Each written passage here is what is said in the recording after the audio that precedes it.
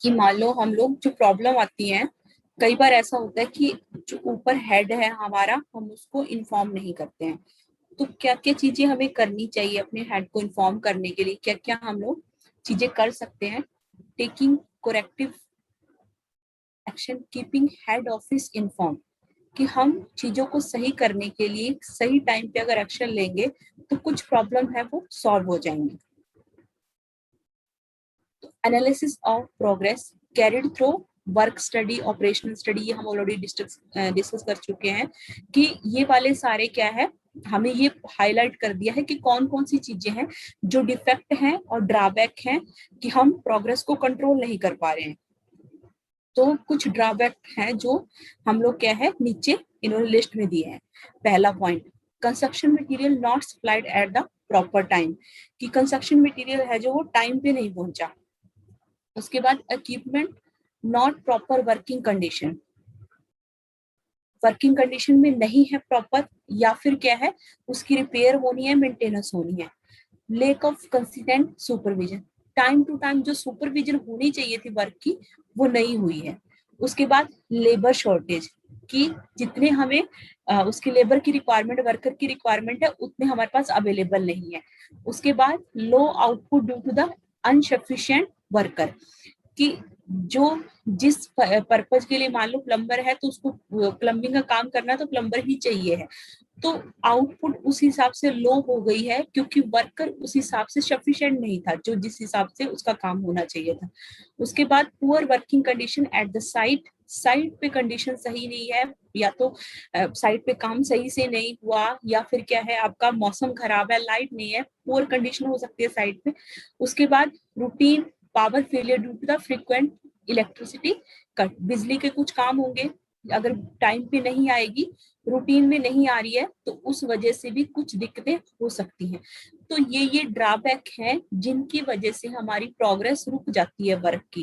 पहला, मटेरियल की शॉर्टेज हो जाती है, दूसरा इक्विपमेंट में दिक्कत हो जाती है, तीसरा सुपरविजन सही से नहीं हो पाती तो काम ढंग से नहीं करेंगे लोग, लेबर की शॉर्टेज हो जाती है, वर्कर जिस पर्पज के लिए जो वर्कर चाहिए था वो हमें नहीं मिलेगा तो हमारी जो आउटपुट है वो लो हो जाएगी, वर्किंग कंडीशन सही नहीं है साइट पे, और जो हमारी पावर है वो नहीं आ रही है, लाइट नहीं आ रही है टाइम पे। It is the utmost duty of the site engineer to take immediate corrective action to remove the drawback, ये साइट इंजीनियर की ड्यूटी बनती है, टॉप मोस्ट ड्यूटी बनती है कि वो क्या इन ड्रॉबैक को जो एक्शन ले सकता है उससे लेके इनको दूर करें, bring the progress of work on line, जो टाइम पे हमारा जो प्रोग्रेस होनी है वर्क पे वो हो जाए।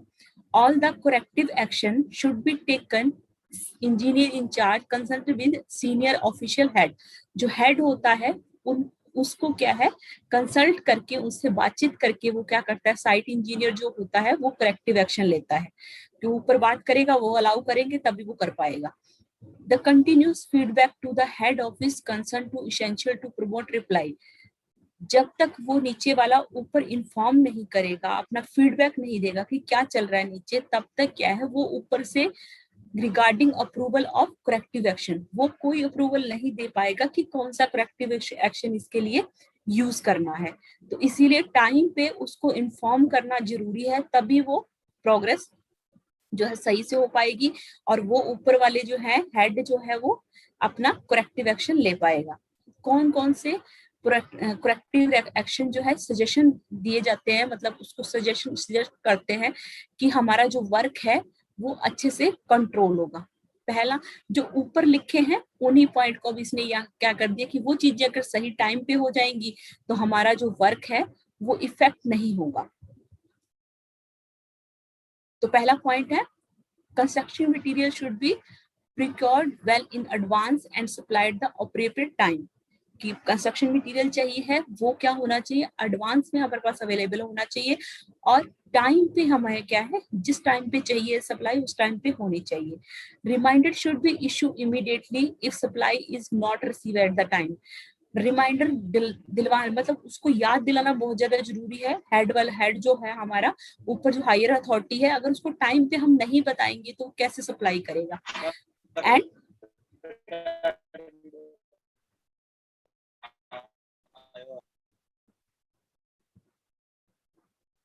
टाइम पे अगर उसको हम नहीं बताएंगे तो वो क्या है, करेक्टिव एक्शन नहीं ले पाएगा। इसीलिए क्या है कि इमीडिएटली अगर कुछ प्रॉब्लम होती है, सप्लाई सही से नहीं हो रही, तो इमीडिएटली उसको इन्फॉर्म करना बहुत ज्यादा जरूरी है, ताकि वो कोई अल्टरनेट अरेंज कर सके।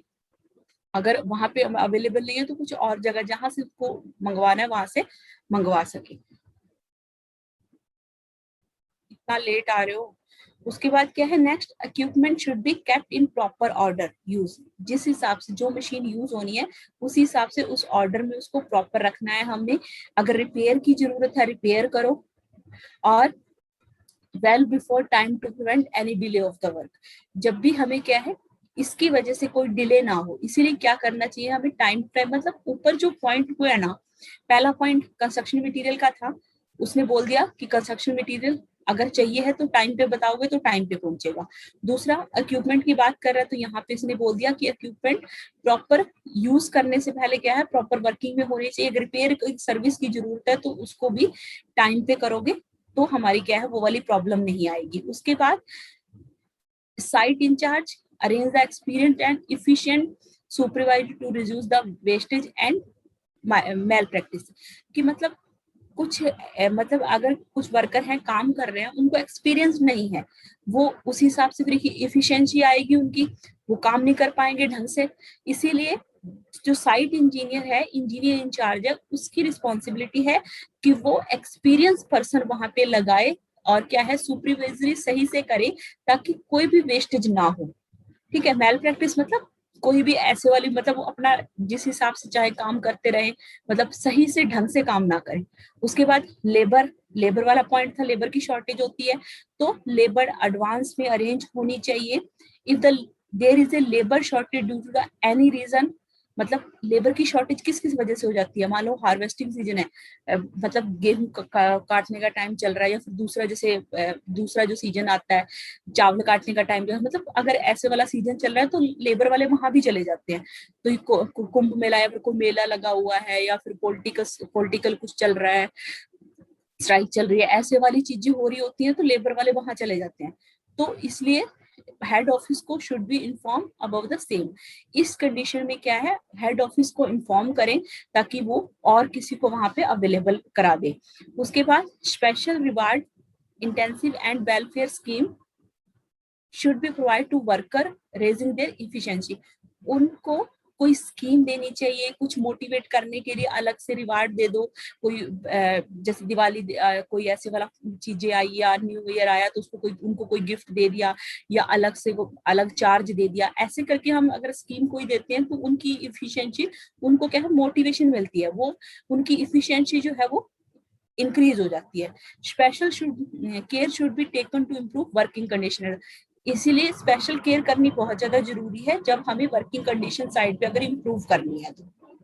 उसके बाद जो लास्ट पॉइंट है, if the excessive power cut are applied by the government in summer or specific day.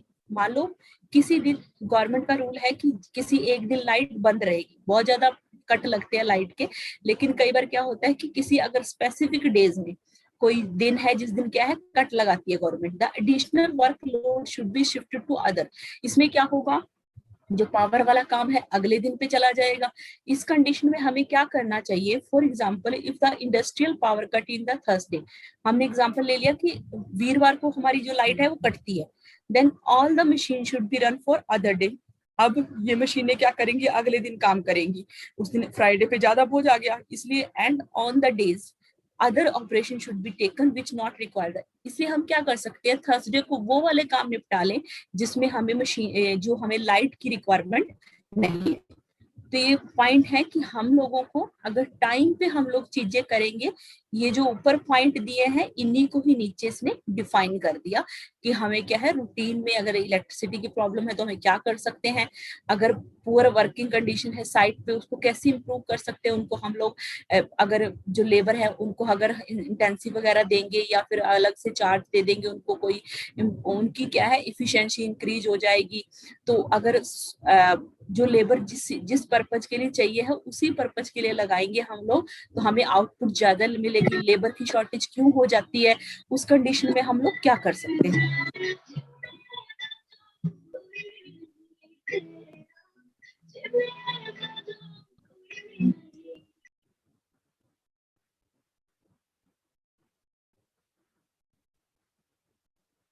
जो नेक्स्ट है ये इम्पोर्टेंट है कि हम लोग क्या कर, इसमें क्या हमारा ये थोड़ा समझने वाली चीज है कि cost time optimisation for simple, कि हम इसमें इस टॉपिक में क्या है हमारा कि हम क्या चाह रहे हैं कि टाइम भी हमारा कम लगे और कॉस्ट भी हमारी कम लगे।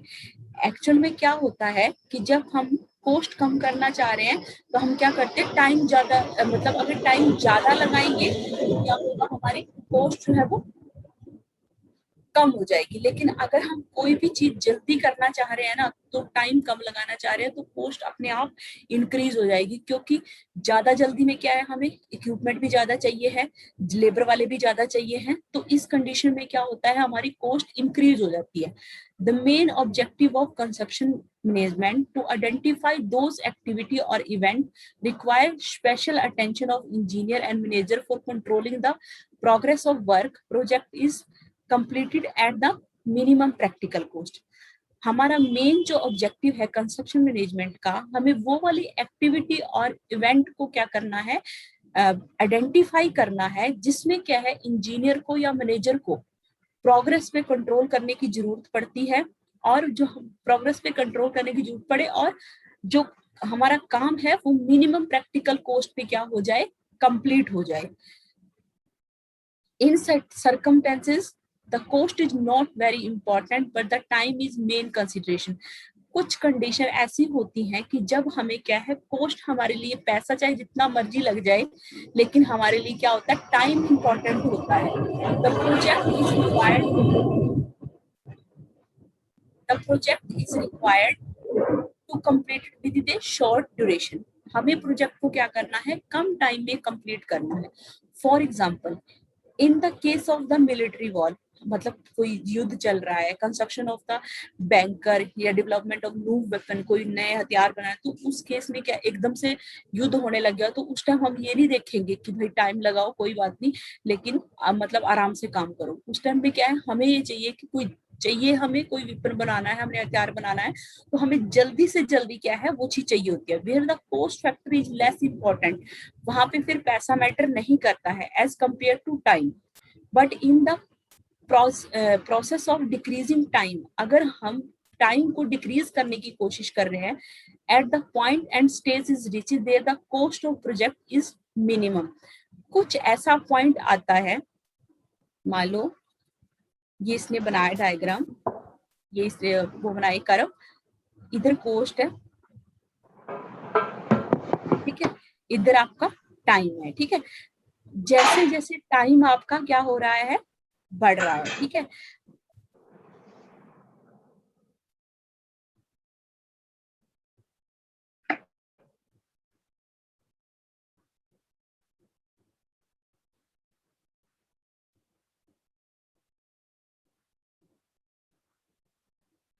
यहाँ पे क्या हो रहा है, इधर कॉस्ट है, जैसे जैसे टाइम बढ़ेगा आपकी कॉस्ट क्या है, कम होती जाएगी। लेकिन एक टाइम पीरियड ऐसा होता है, टेंजेंट पॉइंट बोलते हैं उसको, जिसमें क्या होता है हमारा कि टाइम भी कम लग रहा है और हमारी कॉस्ट भी कम ले, हमें वही वाला पॉइंट क्या करना है, फाइंड आउट करना है इसके अंदर। The time corresponding to stage is non-optimum duration and the cost is referred to optimum cost। मतलब ये वाला पॉइंट ऐसा आएगा कि जहां पे हमें टाइम भी सही होगा हमारा और कॉस्ट भी हमारी ठीक लगेगी। ऐसा ही नहीं होगा कि आगे आगे टाइम बढ़ाते जाएंगे, कॉस्ट करने के चक्कर में फिर हमारा क्या है, लेट हो जाएगा। तो वो वाला पॉइंट हम यहाँ पे फाइंड आउट करना चाह रहे हैं। If the time is reduce beyond the optimum duration, अगर टाइम कम हो जाता है, the cost will be increase. ये हमने पहले बता दिया मैंने कि अगर टाइम कम ज्यादा रिड्यूस करने की कोशिश कर रहे हो तो ज्यादा पैसे लगेंगे, जल्दी जल्दी काम निपटाने के लिए सारी चीजें, लेबर भी ज्यादा चाहिए हमें और इक्विपमेंट भी ज्यादा चाहिए है, रिसोर्सेज भी जल्दी जल्दी सामान मंगवाना पड़ेगा, सारी चीजें क्या है जल्दी करने के चक्कर में हमारी कॉस्ट क्या है, बढ़ जाएगी। For all the project effort should be put arrive A optimum duration and optimum. इसलिए क्या करते हैं, हम प्रोजेक्ट को ऑप्टिमम कॉस्ट पे लाने की कोशिश करते हैं ताकि मैनेज हो जाए। This technique is term time और कॉस्ट ऑप्टिमाइजेशन। इस टर्म को क्या बोलते हैं, इस टेक्निक को क्या बोलते हैं, कॉस्ट टाइम ऑप्टिमाइजेशन। ये पूछ सकता है पेपर में कि कॉस्ट टाइम ऑप्टिमाइजेशन कर्व भी याद रखनी है आप लोगों ने कि कैसे बनी हुई है इसके अंदर। उसके बाद नेक्स्ट, अब इसमें कोस्ट में भी दो तरह की कोस्ट हो गई, एक है आपकी डायरेक्ट और एक है आपकी indirect coast.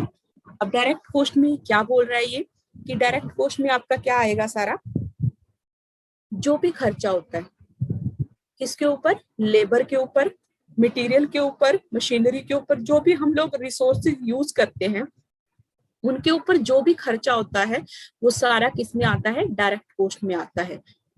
Payment as made by the petty contract, मतलब छोटे कॉन्ट्रैक्टर होते हैं उनको अगर दे रहे हैं हम पेमेंट, जो भी होगा it is assume that the normal amount of resources, जो भी नॉर्मल अमाउंट हम लोग पे करते हैं किसके लिए, मैन के लिए, मशीन के लिए, मटेरियल के लिए, could be utilise complete the project, जो है प्रोजेक्ट को कंप्लीट करने के लिए यूटिलाइज होती है, which would result minimum direct cost, जिसका ये होता है कि मिनिमम कम से कम डायरेक्ट कॉस्ट आए हमारी, if the work is required to completed earlier, अगर काम को जल्दी करना है then it will be necessary employ additional labour, हमें क्या चाहिएगा, अलग से लेबर लगानी पड़ेगी, मशीनरी लगानी पड़ेगी, अदरवाइज ओवर टाइम अलाउंसेस, या फिर क्या करें हम लोग कि ओवर टाइम करवाएं लोगों से और उसके लिए हम उनको क्या है, अलाउंसेस दे दें।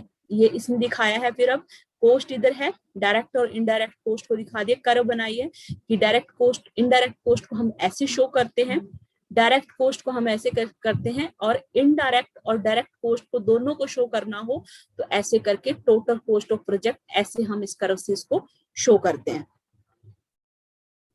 ये कह रहा है to paid the existing labour, जो लेबर पहले लगी हुई है उसको अलाउंसिंग दे दो, ओवर टाइम करा लो उनसे, but this would be increase the direct cost, इस वजह से क्या हो जाएगी हमारी जो डायरेक्ट कोस्ट है वो बढ़ जाएगी। It does not very linear with the time, time के साथ ये लीनियरी नहीं करेगी।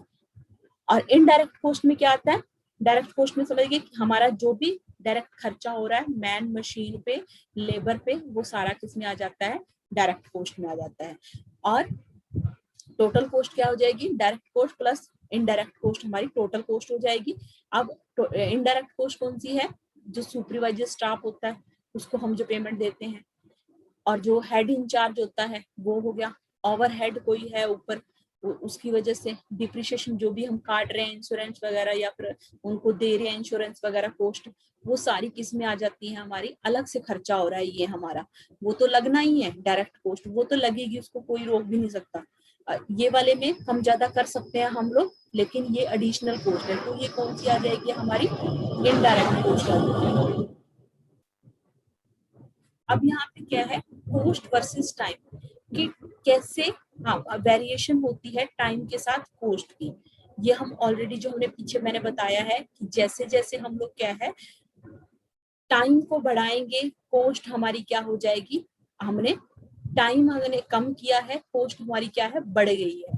फिर उसके बाद यहाँ पे क्या है, और अगर हम लोग टाइम इधर जाएंगे तो कोस्ट हमारी कम हो जाएगी, अगर और इधर जाएंगे तो कोस्ट हमारी और कम हो जाएगी, यहाँ पे मतलब इस पॉइंट पे आ जाएगी। तो हमने यहाँ पे क्या करना है, ये क्लियरली शो कर रहा है हमें, it is quite clear the cost of the project increase if the time is reduced। यहाँ से हमें ये पता लग रहा है कि अगर y टाइम है तो कोस्ट यहाँ पे जा रही है, बढ़ रही है, ठीक है।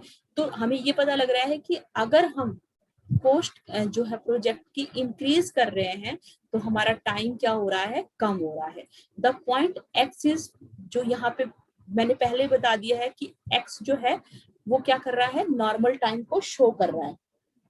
अब यहाँ पे क्रैश टाइम आएगा, नॉर्मल टाइम आएगा, जो ये वाला टाइम है लास्ट में, नॉर्मली हम अगर लेके जाएंगे प्रोजेक्ट को तो एक्स हमारा जाएगा, तो नॉर्मल टाइम है प्रोजेक्ट कंप्लीशन का। If the duration of the project is reduce, time को हम ओ पे ले आए, ओ पे ले आए, the cost is project is increase, तब भी इंक्रीज ही हो रही है। This would amount to paying the additional labour machine, जो भी हम लोग क्या है लेबर को पे करेंगे तो हमारी कॉस्ट इंक्रीज होएगी, क्योंकि हम इधर जा रहे हैं टाइम कम कर रहे हैं। But there is a point Y beyond which the project duration can not reduce the further, पर वाई एक ऐसा पॉइंट है कि इससे ज्यादा कम टाइम हम नहीं कर सकते हैं, अगर इससे कम करोगे तो बड़ी दिक्कत हो जाएगी। इसीलिए क्या है कि वाई एक ऐसा पॉइंट है जिससे ज्यादा हम ड्यूरेशन को कम नहीं कर सकते। This time is non crash time, ये जो टाइम है इससे कम हम नहीं कर सकते। ये y जो है हमारा, ये नॉर्मल टाइम को शो कर रहा है, ये क्रैश टाइम ध्यान रखना कि मिनिमम टाइम, उससे कम टाइम में हम प्रोजेक्ट को कंप्लीट नहीं कर पाएंगे, तो उसको क्या बोलते हैं, crash time. Crash time 2 number में पूछ सकता है वो तुमसे कि क्रैश टाइम क्या होता है। तो इसलिए याद रखना कि जो मिनिमम टाइम है जिसमें क्या है हम उससे ज्यादा कम टाइम में वो प्रोजेक्ट कंप्लीट नहीं कर सकते, वो हमारा क्या है, क्रैश टाइम हो जाएगा। The cost of project infinity at the limit, इस पॉइंट पे क्या हो जाता है, हमारी जो कॉस्ट है बस बहुत ज्यादा हो जाती है। thus we can conclude that, इसको हम कंक्लूड करते हैं। The minimum time which activity can be completed is, यहाँ डेफिनेशन दे दी दोबारा वही इसमें, कि जो मिनिमम टाइम होता है जिसमें हम प्रोजेक्ट को कंप्लीट करते हैं वो हमारा क्या हो जाता है, क्रैश कॉस्ट हो जाता है। यहाँ दिखा भी दिया है इसमें, यहाँ पे y दिखाया है, ये y है। अब अगर हमने कॉस्ट स्लोप निकालनी हो तो क्या करेंगे हम लोग, जो हमारा क्रैश कॉस्ट है उसमें से नॉर्मल कॉस्ट को माइनस कर देंगे, और जो हमारा नॉर्मल टाइम है उसमें से हम क्रैश टाइम को माइनस कर देंगे। कैसे किया है मैं दिखा देती हूँ तुम्हें। मान लो ये वाला हमारा क्या है, नॉर्मल टाइम है, ये हमारा अगर क्रॉस जो कॉस्ट स्लोप निकालना है हमने तो कैसे, कितना स्लोप होगा, ठीक है। तो ये जो है नॉर्मल टाइम जो है उसमें से क्या निकाल देंगे, मतलब x माइनस वाई, ठीक है। उसके बाद कॉस्ट निकालनी है तो y माइनस एक्स, ठीक है। ये हमारी क्या है, नॉर्मल कॉस्ट है, ये वाली क्या है हमारी क्रैश कॉस्ट है। यही चीज इसने यहाँ पे की है कि crash cost minus normal cost, वो क्या हो जाएगी हमारी क्रॉस कॉस्ट स्लोप हो जाएगा। मतलब हम उसमें दिखा रहे हैं आपकी उसमें जो ऊपर हमने कर्व बनाई है उसमें दिखाया है, यही चीज इसने यहाँ पे दिखा रखी है कि जो नॉर्मल टाइम होता है उसको, अगर नॉर्मली जो कॉस्ट से रिलेटेड होता है उसको नॉर्मल कॉस्ट बोलेंगे, अगर नॉर्मली जो टाइम में हमारा जो प्रोजेक्ट कंप्लीट हो रहा है उसको नॉर्मल टाइम बोलेंगे, अगर नॉर्मल कॉस्ट में कंप्लीट हो रहा है तो वो नॉर्मल कॉस्ट हो जाएगी। और क्रैश, अगर मिनिमम जो कॉस्ट में हम लोग मतलब मैक्सिमम जो कॉस्ट में हम लोग टाइम उसको कंप्लीट कर रहे हैं प्रोजेक्ट को, वो हमारी क्रैश कॉस्ट हो जाएगी। मिनिमम टाइम में जो हम लोग कंप्लीट कर रहे हैं वो हमारा क्या है, क्रैश टाइम हो जाएगा। उसके बाद कॉस्ट ऑप्टिमाइजेशन है। अब क्या करना है हमने, यहाँ पे हम क्या करना चाह रहे हैं कि हमारा जो है ये वाला तो नॉर्मल टाइम है, ठीक है, और यहाँ पे हमारा क्या है, ये नॉर्मल कॉस्ट है ऊपर यहाँ तक इसमें आएगी। लेकिन कोई एक ऐसा पॉइंट आएगा जहां पे क्या होगा कि टाइम भी ठीक लगेगा हमारा और कॉस्ट भी, हमें वही वाला पॉइंट निकालना है। वो कैसे निकालते हैं उसका कुछ स्टेप दिए हैं, कुछ पॉइंट दिए हैं इसमें। The total cost of project equal to the direct, हमें ये पहले पढ़ चुके हैं कि टोटल कॉस्ट जो है वो डायरेक्ट और इनडायरेक्ट इक्वल होती है। There is always a point curve between the crash time और normal time where the tangent likely to become horizontal। एक ऐसा पॉइंट आता है जहां पे क्या होता है, हमारा जो टेंजेंट है वो हॉरिजेंटल बन जाता है। मान लो ऐसा टाइम आएगा जिसमें क्या कर सकते हैं हम लोग कि टाइम भी हमारा ठीक ठाक लगे और कॉस्ट भी हमारी ठीक लगे और हमारा काम जो है, जो हमारा प्रोजेक्ट है वो कंप्लीट हो जाए। तो वो वाला पॉइंट कौन सा है यहाँ पे, वो पॉइंट वो वाला पॉइंट है जहाँ cost will be minimum, time के कॉरस्पॉन्डिंग टाइम भी ठीक लग रहा है और हमारा जो काम है वो भी ठीक कंप्लीट हो रहा है। अब वो कर कैसे सकते हैं, हम क्या करना पड़ेगा हम लोगों को, जब हम लोग क्या है कॉस्ट को ऑप्टिमाइज कर रहे हैं, मतलब कॉस्ट जो है उसको कम करने की कोशिश कर रहे हैं टाइम के रिफरेंस में। पहला पॉइंट क्या होगा, time relationship various activity past record, जो हमारे पास पहले से पास्ट का रिकॉर्ड है, एक्टिविटी है, मान लो कोई भी एक एक्टिविटी ले ले हम लोग, उसको कितने टाइम में कंप्लीट हुई है, मैक्सिमम टाइम कितना लगा है और कम से कम टाइम कितना लगा है, तो उसका हम लोग क्या है कॉस्ट स्लोप डिटरमाइन कर देंगे कि क्रैश टाइम और वो वाला, ये आगे मैं उसको न्यूमेरिकल से समझाऊंगी। और उसके बाद find the total cost project, sum of the direct indirect cost network both the, ये सारा हम क्या है डायरेक्ट कॉस्ट निकाल लेंगे और इनडायरेक्ट कॉस्ट निकाल लेंगे और बोथ द टाइम, दोनों टाइम निकाल लेंगे, क्रैश टाइम कितना था और नॉर्मल टाइम कितना था उसी एक्टिविटी का।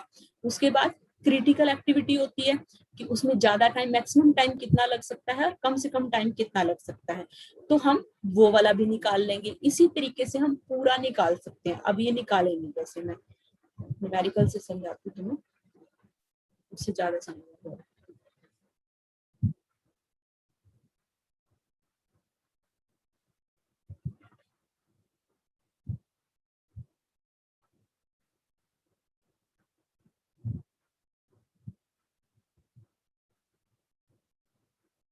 देखो ये इसने ऐसे दे रखा है कि कैसे हम लोग कोस्ट को ऑप्टिमाइज कर सकते हैं। यहाँ पे दिया कि कोई एक्टिविटी है 1 से 2 चल रही है, ठीक है। नॉर्मल डेज जो है ये वाले हैं, नॉर्मल दिन इतने हैं जिसमें ये काम कंप्लीट होगा।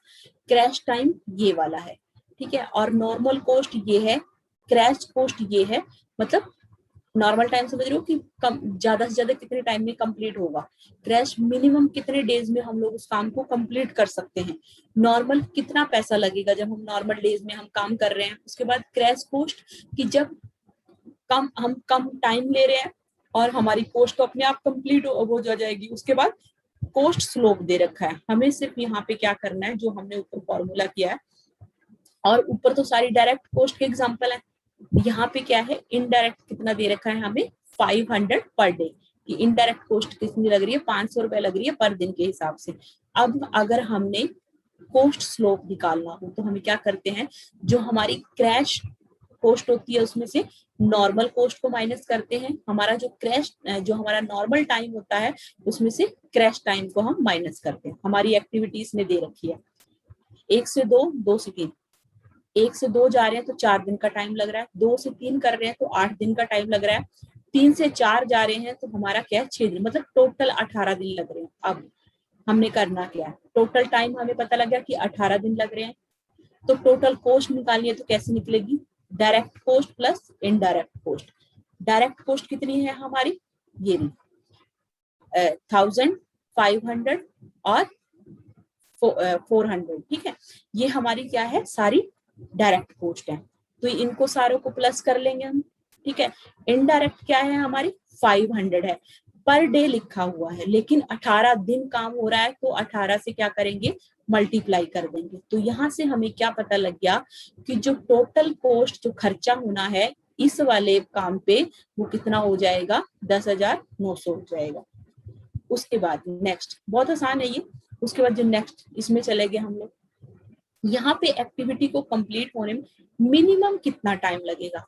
अब ऊपर तो नॉर्मल निकाल लिया हमने, ठीक है। अब मिनिमम मतलब क्रैश टाइम निकालने की कोशिश कर रहे हैं हम लोग। यहाँ पे वही सेम चीज, टाइम को हमने क्या कर लिया, टोटल कर लिया, लेकिन आगे अब डायरेक्ट और इनडायरेक्ट कोस्ट में हमने क्या किया है, अब क्योंकि हम क्रैश की बात कर रहे हैं तो हम क्रैश टाइम को जोड़ा है हमने 12 दिन, और क्रैश कोस्ट को जोड़ेंगे। अब पहले नॉर्मल की बात करिए, अब हम क्रैश को जोड़ देंगे, 2500 1600 ये जोड़ के, उसके बाद 500 इनडायरेक्ट तो वही रहेगी, और 12 दिन है तो हम इससे हमें क्या चीज पता लग गया, हमें ये पता लग गई है कि नॉर्मल कोस्ट तो उतनी लगेगी, और जो क्रैश कोस्ट है, जो मतलब ज्यादा खर्चा है, वो कितना लगेगा, 11,700 लगेगा, ठीक है। अगर हम क्या करते हैं, टाइम को कम करते हैं।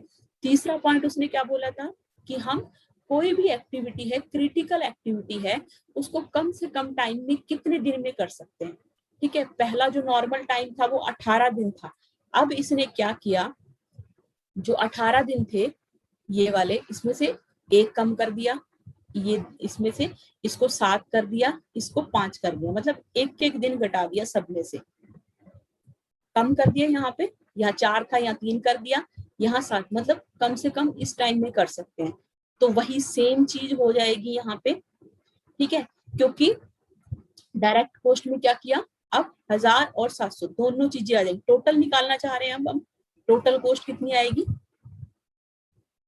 जो भी होगा इसमें से क्या करेंगे, इसमें से ये जो स्लोप है, कोस्ट स्लोप है, दोनों को जोड़ देंगे, 500 में 550 जुड़ जाएगा, इसमें से ये जुड़ जाएगा, मतलब यहाँ पे हम क्या कर लेंगे, फिर जोड़ के फिर लास्ट में 500 इनडायरेक्ट कोस्ट तो हमारी रहेगी। और हमारी अब हमें पता लग गया कि जो हमारी कोस्ट स्लोप है वो कितनी आ जाएगी, 11,300। ऊपर वाली हमारी क्या थी, 11,900 थी। ये वाली कितनी है, 11,700 थी।